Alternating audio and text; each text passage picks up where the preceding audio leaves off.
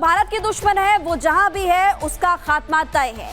जो भारत को नुकसान पहुंचाएगा वो जहन्नुम जाएगा। ये तस्वीर उन आतंकियों की है जो कि पाकिस्तान में छिपे थे और भारत में खूनी खेल खेल रहे थे, लेकिन एक एक कर सभी मारे गए। अनजान हमलावर इन आतंकियों का खात्मा कर रहे हैं। आज फिर एक आतंकी ढेर हो गया।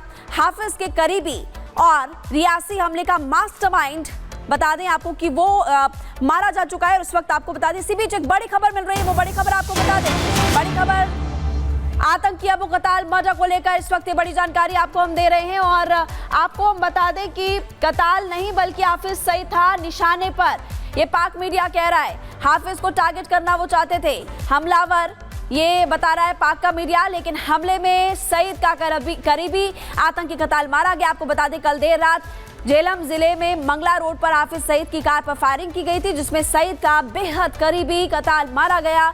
फायरिंग के बाद हमलावर गायब हो गए, जिनकी पहचान नहीं हो पाई है। अभी वहां पर इसको लेकर जांच पड़ताल की जा रही है। लेकिन पाकिस्तान का मीडिया क्या कह रहा है वो देखिए। 3 तस्वीर आपकी टीवी स्क्रीन पर। आतंकी अबू कताल ढेर निशाने पर था हाफिज सईद, लेकिन उसका करीबी मारा गया। देखिए कैसा अटैक किया गया है वहां पर। और भारत के दुश्मनों का हिसाब धीरे धीरे हो रहा है और भारत के दुश्मन पाकिस्तान में खल्लास हो रहे हैं।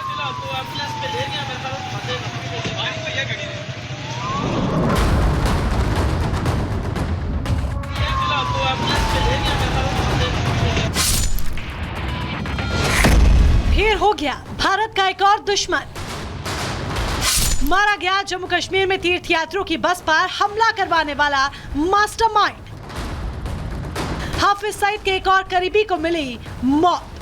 हाफिज सईद के साथ काले कपड़ों में खड़ा ये वही आतंकी है जिसने जम्मू कश्मीर के रियासी में आतंकी हमला करवाया था और इसका नाम है अबू कताल। अबू कताल सिंह ही हाफिज सईद का बेहद करीबी रहा। लश्कर के जम्मू कश्मीर ऑपरेशन का चीफ था, जिस पर देर रात पंजाब के झेलम इलाके में हमला हुआ।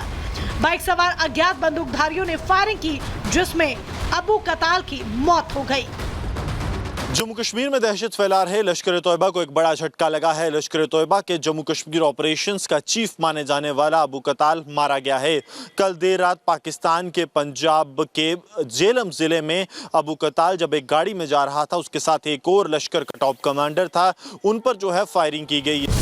अबू कताल वही आतंकी है जिसने जम्मू कश्मीर में राजौरी और पुंछ में भारतीय सेना नागरिकों पर 2 बड़े हमले किए, जिसमें सबसे बड़ा हमला राजौरी जिले के ढांगरी में 1 जनवरी 2023 को हुआ, जिसमें 7 हिंदुओं की हत्या कर दी गई थी। इसके बाद दूसरा हमला 20 अप्रैल 2023 को भट्टा दुरियान में हुआ, जिसमें भारतीय सेना के काफिले पर अबू कताल के निर्देश पर टेरर अटैक किया गया, जिसमें राष्ट्रीय राइफल्स यूनिट के 5 जवान शहीद हो गए थे।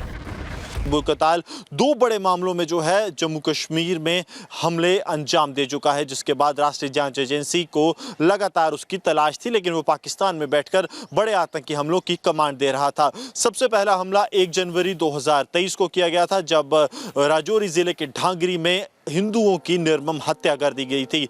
1 जनवरी को आधार कार्ड चेक कर पाकिस्तानी आतंकियों द्वारा 5 हिंदू मारे गए थे। वहीं 2 जनवरी को आईडी अटैक में 2 और हिंदुओं की हत्या की गई थी। इसके अलावा 20 अप्रैल 2023 को भाटा दूरिया में जो आतंकी हमला हुआ, उसमें भी अबू कताल शामिल था। अबू कताल 1999, 2001 और 2002 में राजौरी और पुंछ में भी घुसपैठ कर आ चुका है और ये अपने कॉन्टैक्ट का इस्तेमाल आतंकी हमलों को अंजाम देने में कर रहा था। Bureau report, Republic Bharat. तो भारत के दुश्मन कहीं भी हो, उनका हश्र वही होगा जो कताल का हुआ। देखिए 2 तस्वीरें आपको दिखा रहे हैं। रियासी आतंकी हमले का मास्टरमाइंड था, हालांकि हाफिज सईद निशाने पर था, लेकिन कताल मारा जाता है। दूसरा कुलभूषण को अपहरण करने वाला मुफ्ती शाह भी ढेर हो गया है। तो देखिए कुलभूषण जाधव को ईरान से अगवा करने वाले पाकिस्तानी खुफिया एजेंसी की मदद करने वाले मुफ्ती शाह मीर को 9 मार्च की हत्या कर दी गई। हमलावरों ने उसे बेहद नजदीक से कई गोलियां मारी। अब मुफ्ती होने की आड़ में हथियार और मानव तस्कर के रूप में काम किया करता था। ISI का भी मददगार था। उसके अक्सर पाकिस्तान के साथ जो कनेक्शन थे वो निकल करके सामने आते थे। आतंकी शिविरों में जाने की भी खबरें आती रहती थी। अब जहां भी भारत विरोधी योजनाएं तैयार की जाती हैं वहां पर भी वो मौजूद रहता था। लेकिन पाकिस्तान में ही किस तरीके से भारत के दुश्मन ढेर हो रहे हैं ये बताने के लिए काफी है, क्योंकि इसके पहले भी अगर हम बात करें आमिर सरफराज की, परमजीत सिंह पंजवड़ की, बशीर अहमद पीर की, तो ये सब मारे गए हैं जो भारत के विरोधी थे, भारत के दुश्मन थे, आतंकी घटनाओं में लिप्त रहते थे। ये सब पाकिस्तान में ही कत्लेआम किए गए हैं, वहीं पर मारे गए हैं। और इसी तरीके से कताल की भी हत्या कर दी गई है। हालांकि पाक मीडिया अलग दावा कर रही है। उसका कहना है कि हाफिज सईद निशाने पर था, लेकिन हाफिज सईद का राइट हैंड कताल मारा गया।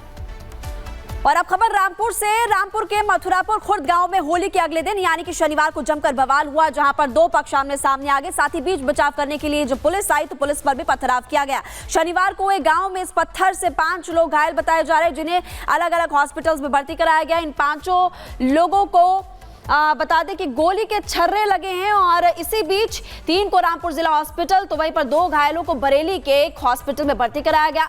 मामला विवाद जो है वो होली के दिन का बताया जा रहा है। डीजे बजाने को लेकर विवाद शुरू हुआ था। रिपोर्ट आप देखिए पूरी खबर।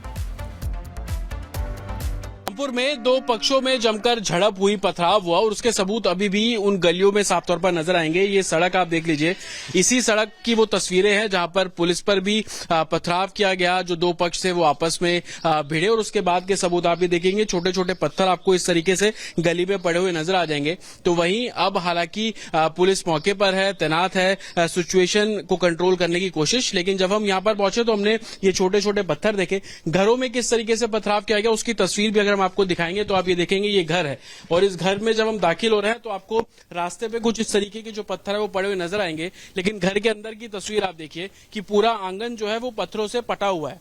और आप इसी तस्वीर को देखकर अंदाजा लगा सकते हैं कि कल रात को, शनिवार रात को तस्वीर यहाँ की किस तरीके की रही होगी। आप ये पत्थर देखिए, ये घरों पर जो है फेंके गए। घर में जो लोग थे वो संभवतः इसमें घायल हुए और यही कारण है कि 5 से ज्यादा लोगों को अस्पताल में भर्ती कराया गया। कुछ ऐसे लोग थे जिनको फर्स्ट एड देने के बाद डिस्चार्ज भी किया गया। इस पूरे आंगन की आप तस्वीर देखिए, ये पूरे घर की दीवारों की आप तस्वीर देखिए तो आप समझ पाएंगे कि रात का मंजर किस तरीके का रहा होगा कि जब फोर्स यहाँ पर पहुंची, जो भीड़ यहां पर पहुंची और पथराव जो है वो किया गया। ना सिर्फ घर के अंदर पथराव किया गया, आप कमरों की तस्वीर देखेंगे तो ये लॉक है, इन लॉक को भी तोड़ने की जो कोशिश है वो की गई। आप संभवतः यहां पर देखेंगे लॉक पूरे तरीके से टूटा हुआ है। तो मंशा उनकी क्या थी? क्या सिर्फ पथराव करना ही उनकी मंशा थी? क्योंकि जिस तरीके की तस्वीरें साफ तौर पर सामने आई ये इस और इशारा कर रही है कि पथराव तो किया गया, फायरिंग की गई और कई लोगों के पैर पे जो बुलेट शेल्स हैं वो भी संभवतः लगे हैं। हालांकि पुलिस जब यहां पर पहुंची तो सिचुएशन को कंट्रोल करने की कोशिश जो है वो की गई है। गली के बाहर से तो पत्थर हटा लिए गए, लेकिन लोगों के घरों में आप देखेंगे जहां पर ये मंजी पड़ी हुई है यहाँ पर भी आपको पत्थर साफ तौर पर नजर आ जाएंगे। लोगों में इस बात को लेकर गुस्सा है कि एक सिर्फ महज डीजे बजाने को लेकर जो विवाद है वो खड़ा हो जाता है। एक डीजे जो कि प्रशासन की परमिशन से चल रहा था होली की शाम को, दूसरा डीजे एक दूसरा पक्ष जो है वो ले आता है और उसी को